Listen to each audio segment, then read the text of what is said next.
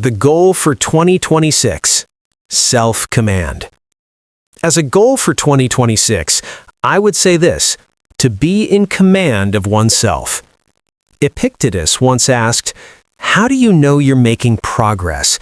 How can I judge whether one of my students is getting better?"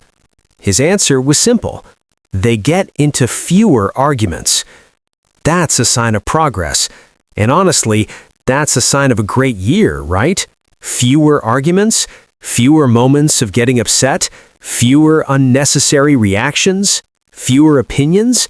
Because if I were to design a curse, if I could put a pox on some of you in this room, the worst curse I could imagine would be this: to curse you with unlimited opinions about things you don't control.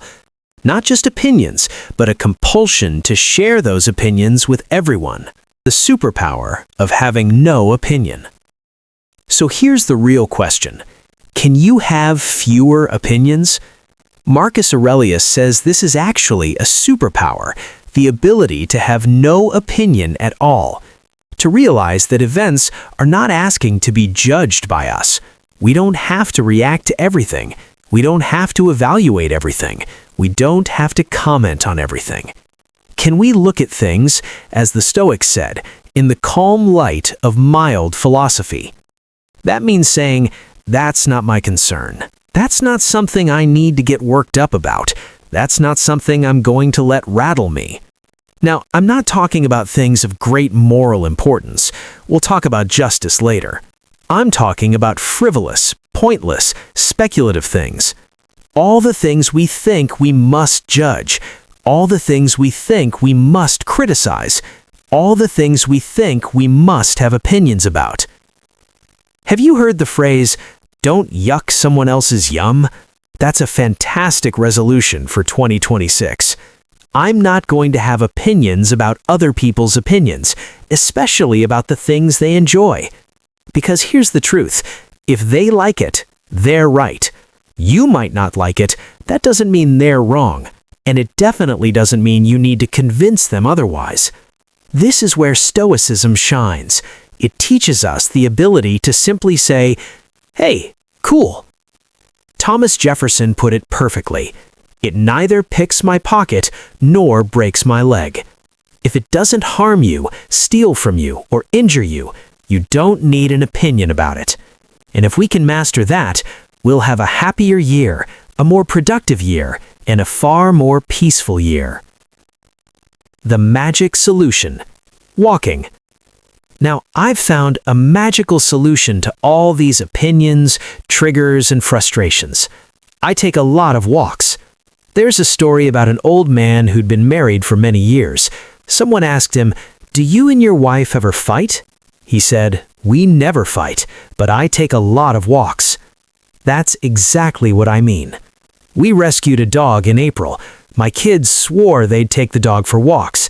They haven't taken it on a single one. So, I walk the dog twice a day.